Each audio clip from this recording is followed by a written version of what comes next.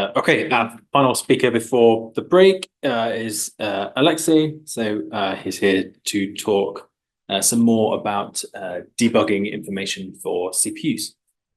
Yeah. So this presentation is actually brought to you by Ben Josh and Min and Sanram. This is their work. I'm merely presenting it. And we'll be talking about debugging on CPU devices when we have barriers in our code. It says DP support CPU device, which could be a little bit confusing, but essentially the implementation is done in our OpenCL CPU implementation, and therefore like OpenCL and SYCL, they both benefit from that. We'll cover the problem, describe the algorithm we did to improve both debugging experience and optimize the code a little bit, and then show some experiment results to like say that, yeah, it indeed works and it works better.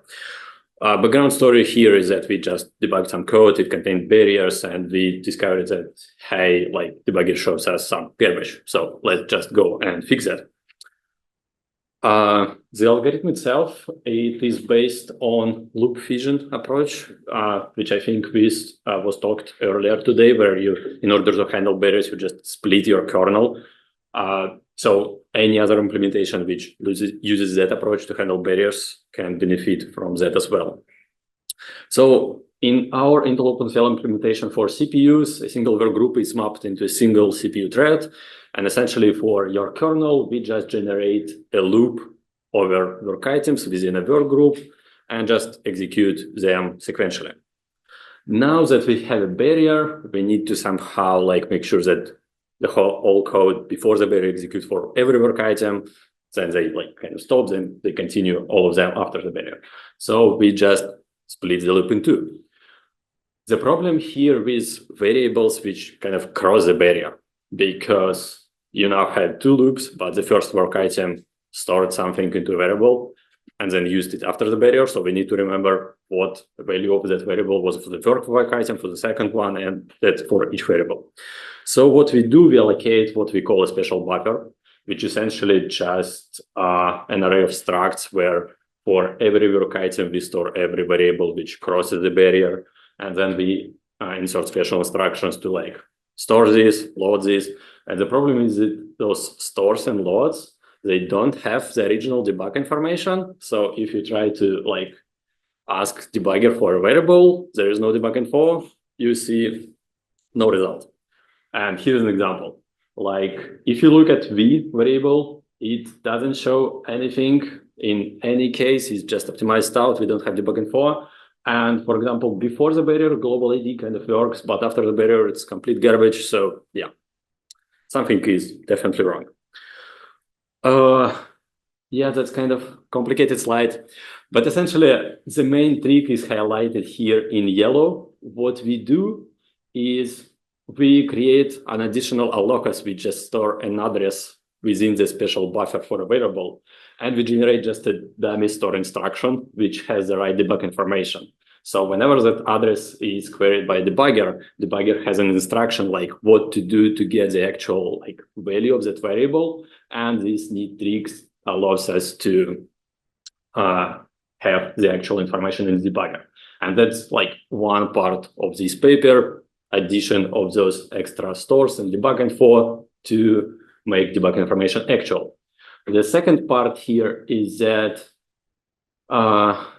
for every access into this special buffer, every time we access a variable which crosses a barrier, we generate offset, we calculate offset into this special barrier because we don't know. We could have already switched to work item, and every work item uses special section within the special barrier. So there are some extra calculations. We need to store this address once again because it could have changed.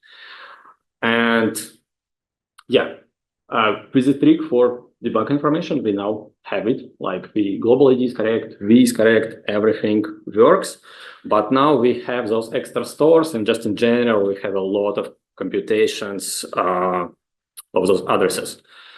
And the associated paper with this talk, it proposes like this barrier region algorithm, where barrier region is defined slightly different from other papers which talk about this. And essentially, we find a set of basic blocks where we know that we haven't changed the work item, we know that the value is the special buffer is still consistent, and therefore we could just compute it once and reuse it in all basic blocks. And it could give a good performance gain, like if you have a lot of variables in your code. So yeah, we define this barrier region as a series of basic blocks where like the value of the special variable address doesn't change. It starts with a header and just all its immediate determinators until we reach another header of a region.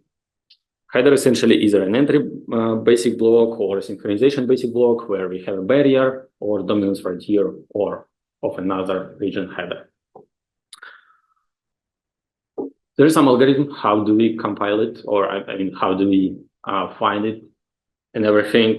So we start with all basic blocks that contain a barrier, and we find their dominance frontiers, and we collect that into a single list. And these are essentially our region headers. We clean up that list and then just find all the basic block which belongs to those headers by starting from a basic block, going through its immediate dominators until we reach the header, and then we know which region a basic block belongs to. And now we have a set of basic blocks, and we know that like this address and a special barrier within that region doesn't change, so we could optimize some stuff. Yeah, there is some example with this control graph, where like all purple blocks are headers, blocks B and F, they contain like barriers in them, and like B, C, E, they form a single region. So we know that if there is a value, if there is an access to a special buffer in any of those blocks, the address will be consistent. We could just calculate this address once, put it into the header, and just reuse it, optimizing the code, emitting class instructions, and stuff like that. And once we know like this list of the basic blocks, what we do like for every value where we need debug info and which we need to update, we just find all its uses in a specific region and just calculate its address within a special buffer, put that calculation into a header, and then just replace all the uses with that pre-existing calculation. So it's only done once per this barrier region. Some experiments were made. So our setup is like for debugging. So -G, -O0, functionally like on our debugging test suite, debug information is correct, everything works. We see on the following SYCL benchmark, like a priori or k-means, we see up to 2% reduction in device code size, probably because applications are fairly simple. Because, for example, for OpenCL spec accelerator 124, we see almost 25% reduction in code size. That application is heavier, so we could save more. And yeah, for example, on SGEM, we see 2% gain on execution time in debugger, but once again, it's a simple one. With OpenCL, the gain in debugger is better, and we see almost 20% performance improvement in debug mode, so debugging is slightly quicker. And essentially, that's it. What the folks did, they were like, optimize our code, made debugging experience better. And yeah, this is already available in our latest One API implementation, I think 25.1, which was released like a week or two ago. So if you have like CPU code or using CPU to debug some stuff and you have barriers, now it should work slightly better, consume less space, and actually work. I mean, from the debugging point of view. And considering the general nature of the algorithm, any other implementation which uses like loop fusion to implement barriers, they could grab the same and do the same and also optimize some things or improve their implementations.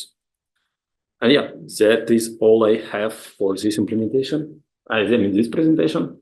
Once again, quick. Yeah, that's it. Can you go back to the example where you had the control flow graph? Yeah. That one, yes. Yep. So you're saying that a region header is all the purple ones. So you have A, B, D, F, G, and H being region headers. Yeah.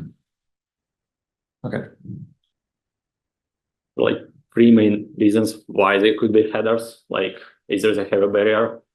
A is just an entry, Or the third reason, which is the most common here, it is the dominance frontier of another region.